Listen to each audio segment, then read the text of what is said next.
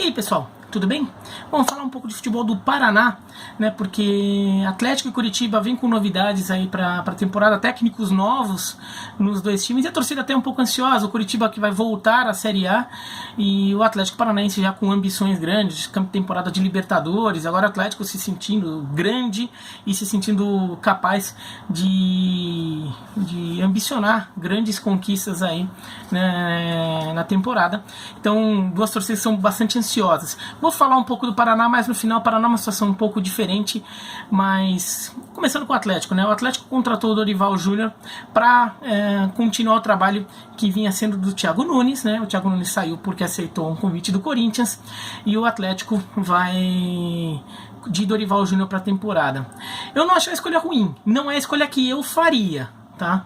Quer dizer, é muito fácil falar estando aqui como um analista, tudo, né? Você tá na pele do dirigente, é diferente. Mas falando friamente ali, não é a escolha que eu faria. Mas não achei uma escolha ruim. Eu acho que dos técnicos brasileiros que estavam disponíveis no mercado, que estavam negociáveis ali para conseguir alguma coisa, acessíveis, acho que foi uma das melhores opções. Porque o Dorival Júnior é um técnico que, em geral, tem um currículo mais marcado por trabalhos bem sucedidos, ou no mínimo ok, do que em trabalhos trágicos ali, né? Ele tem alguns bons trabalhos aí desde Cruzeiro, mas se você for indo com o Dorival, você vai ter um bom trabalho com o Santos, inclusive conquistando uma Copa do Brasil, uma Libertadores uma Copa do Brasil, montando o time da Libertadores que foi conquistada com o Muricy.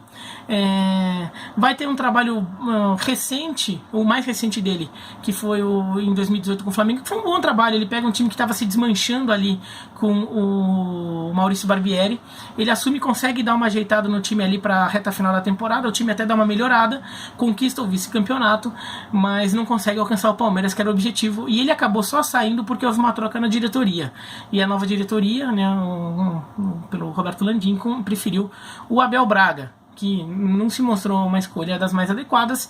É que pelo menos o Flamengo corrigiu bem o rumo ao trazer o Jorge Jesus no meio do ano, mas o Dorival Júnior vinha fazendo um trabalho melhor do que o Abel, e no final de 2018, do que o Abel fez no começo de 2019.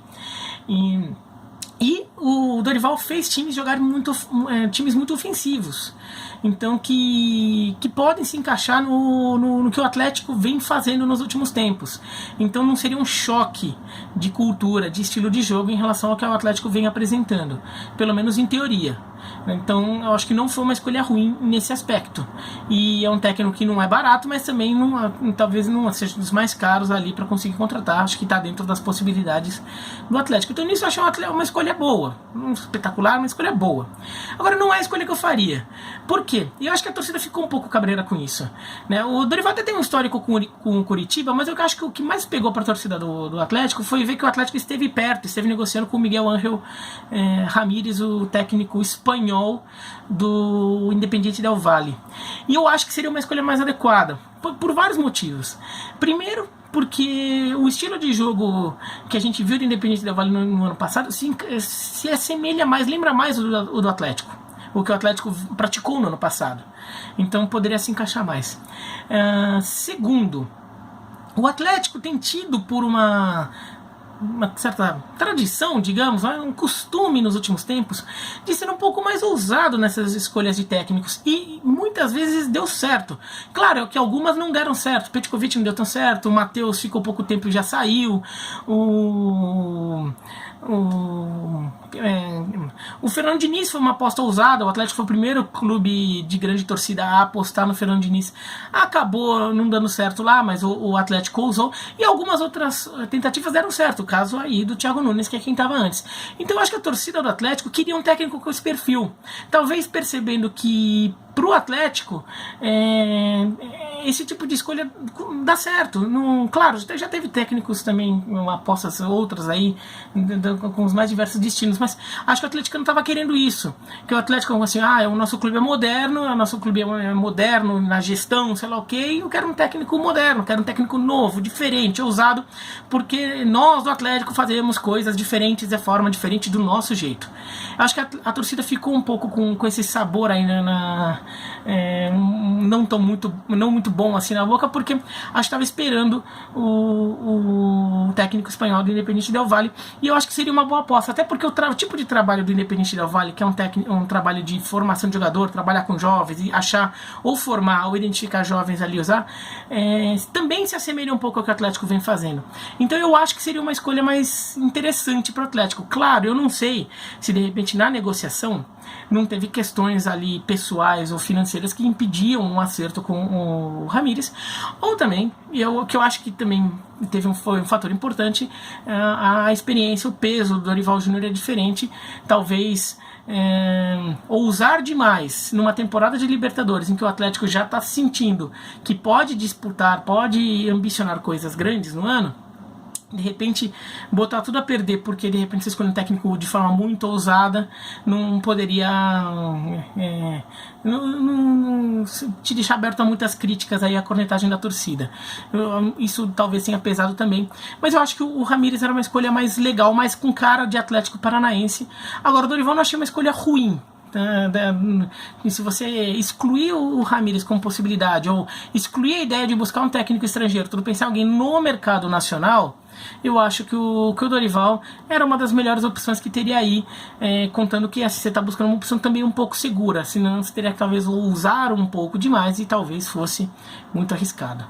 O Coritiba contratou o Barroca, que no ano passado se destacou pelo Botafogo, naquele meio de campeonato brasileiro em que o Botafogo até fez bastante, chegou a fazer uma boa campanha ali e conquistou pontos que foram fundamentais para a salvação do Botafogo na luta contra o rebaixamento, mas ele terminou a temporada subindo com o Atlético Goianiense, fazendo um final de temporada que até começou mais ou menos ali, uma reta final do Atlético Goianiense com o Barroca começou mais ou menos, mas no final conseguiu uma reta final boa ali, algumas vitórias aí que deram a promoção ao Atlético Goianiense, né? Eu acho uma escolha interessante, mas é uma escolha que o Coritiba tem que saber trabalhar com ela e tem que saber informar bem a torcida. O Barroca é um time que é um técnico que faz o time ter um padrão de jogo, toca muita bola, tem a posse de bola, joga com paciência, tudo, e ele dá uma cara pro time, isso é bom. Ainda mais para um time como o Coritiba, que não deve chegar na Série A com o maior orçamento do universo, com o elenco mais estrelado do universo. É um time que está com limitações para montar o seu elenco, então ele vai estar disputando a tabela ali, ele está disputando o campeonato num setor da tabela, e que vão estar times também com limitações ali, times com limitação técnica, limitação econômica. Então quando você está nesse bolo, você tem um time bem arrumado, às vezes faz muita diferença entre ficar no fundo desse pelotão e começar a ter que fugir e pensar em rebaixamento, ou ficar do meio para cima desse pelotão, desse grupo aí, e tá ali confortável na tabela, até olhando ali, se de repente tudo dá certo, a gente belisca, entra uma briguinha ali para aquelas vagas de Libertadores, se todo mundo classificar, aquelas coisas ali, né, do Campeonato Brasileiro de hoje. Então o Coritiba acho que pode se posicionar aí e ter um time com um padrão de jogo é importante. Então nisso acho que a contratação do Barroca é interessante, a ideia dela. Ainda mais porque o Coritiba na Série B no ano passado, com o Humberto Louser, que ficou no meio do campeonato, né, teve um bom momento, teve um momento que o Coritiba tinha padrão de jogo, o Coritiba jogava bem, tocava bem a bola, parecia um time bem treinado.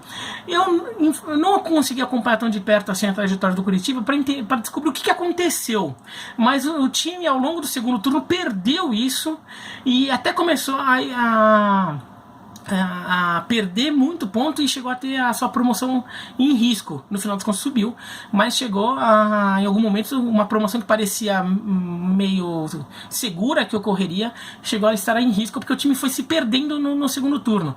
Mas teve um determinado momento que o time jogou bola, o time jogou um futebol coletivo com limitação, mas um futebol coletivo interessante. Então assim, tem potencial lá dentro para fazer esse jogo aí que o Barroca teoricamente vai tentar promover. O problema problema só é que assim, o Barroca precisa melhorar a sua parte ofensiva, né, o seu trabalho ofensivo, né? A torcida do Botafogo reclama com razão de que era muito angustiante ver o time do Barroca, porque o time que tinha muita bola no pé, mas finalizava muito pouco, né? Ele era um dos últimos colocados em finalizações do Campeonato Brasileiro, também por isso era um time com um ataque muito ruim, né? Então isso é uma coisa um pouco angustiante, né? Às vezes você acaba ficando muito no 1-0, 0-1, 0-0, 1-1, muito placar amarrado ali, apertado, e talvez seja um pouco angustiante para a torcida do Curitiba, e para um time também que não vai ter uma sobra técnica muito grande, é um pouco perigoso. Então o Barroca vai ter que aprender um pouco ali a melhorar o seu repertório técnico e tático ofensivo, para conseguir aproveitar mais os jogos em que o Curitiba tiver um domínio ali do jogo e conseguir traduzir isso em gols, né? Considerando que o Curitiba está com problemas de meio de campo e de ataque para a temporada, está tentando reforçar o setor, tudo, então é uma coisa um pouco delicada.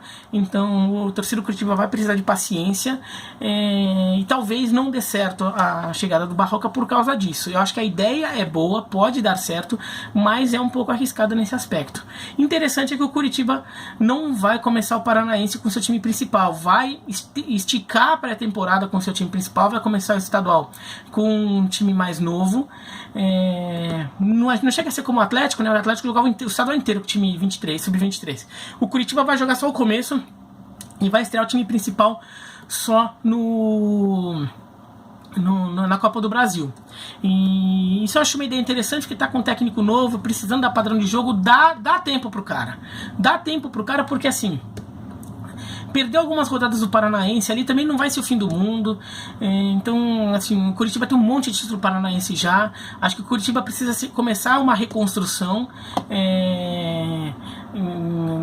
fora do campo, mas dentro de campo também, começar a dar uma cara para um time, pensando não só em 2020, mas pensando assim, em longo prazo, pensando num trabalho ali, o que vai ser o Curitiba nessa década, que começará ano que vem. Então, acho que é uma ideia interessante por parte do Curitiba. E o Atlético, que tem como novidade, até vai jogar o torneio de verão da Argentina, que é uma coisa bem legal para o Atlético, já que não vai jogar estadual, joga um torneio de verão ali que serve até de um aquecimento adequado para Libertadores, porque ano passado, por exemplo, o Atlético ficou só naquele estadual com o time sub-23 e estreou o time, fez uns amistosos meio perdidos aí, e estreou de verdade o time principal na Libertadores, e o time estava meio sem ritmo de jogo pesado, né? E acabou perdendo do Tolima. Então, acho que para o Atlético jogar o torneio de verão da Argentina é legal, até como reconhecimento internacional depois de bons duelos que o Atlético teve contra times argentinos na Libertadores e na Recopa. Quanto ao Paraná, o Paraná é uma incógnita, né? O Paraná perdeu quase todo o elenco, o Paraná está sem técnico, o Paraná estava buscando um investidor ali, alguém que fizesse uma parceria ali, que arrendasse um pouco o departamento de futebol, só que esse investidor chegou-se até a apontar alguns candidatos, teria que desembolsar logo de cara 2.300.000 para pagar os salários atrasados do ano passado, e acabou não acertando. Então o Paraná está nesse limbo aí, o que vai ser do Paraná? É uma pena ver o Paraná nessa situação, do Paraná que até deu bons sinais nos últimos tempos, conseguiu uma temporada da Série A em 2018, não fez uma grande campanha, mas jogou a Série A, quer dizer, ele conseguiu uma promoção. Ano passado fez uma boa campanha em que ele disputou, teve chances de conseguir a promoção até perto do fim, até na penúltima rodada. Então é um clube que até vinha conseguindo algumas coisas. A torcida tem frequentado em número legal os estádios aí, principalmente do Dorival de Brito. Então, assim, o Paraná precisa achar um rumo aí, precisa organizar um pouco a casa, sobretudo fora de campo, para daí sim começar a organizar em campo, né? E tem que tomar cuidado, dependendo, assim, montar logo esse time, porque se ficar muito perdido, pode chegar na hora do Brasileiro da Série B meio perdido, e tem que tomar cuidado com o que pode acontecer lá, né? Se chegar sem time, pode dar ruim mesmo. Mas acho que o Paraná precisa acertar. É uma incógnita até agora, a gente não sabe o que esperar do Paraná. Só que assim, as perspectivas não parecem muito legais dentro do que a gente vê. A não ser que de repente chegue alguém ali que mude tudo, faça uma revolução, um cenário bem diferente ali, algum investidor, algum empresário resolve botar uns jogadores ali e a coisa se arrume. Mas a perspectiva do Paraná não é legal, e o clube precisa pensar em longo prazo. Se for o caso, até faço um vídeo específico sobre sobre isso. Já até fiz vídeo do Paraná e posso fazer um sobre essa da gestão do Paraná, tá bom? Mas é isso, então. Se vocês gostaram do vídeo, dá um joinha. Se não gostaram, se inscreva no canal, clica no sininho. Escreva os comentários aqui embaixo do que vocês acham. E vamos também sobre o futebol do Paraná, que o verdadeiro representante do futebol maringaense um dia volte, que é o Grêmio Maringá, né? Time que já ganhou da União Soviética, já foi campeão estadual, tudo. E é uma pena aí que o Paraná, o futebol do Paraná esteja sem um dos seus grandes representantes do interior já há tanto tempo por pura safadeza de dirigente, tá bom? Um abraço e até mais.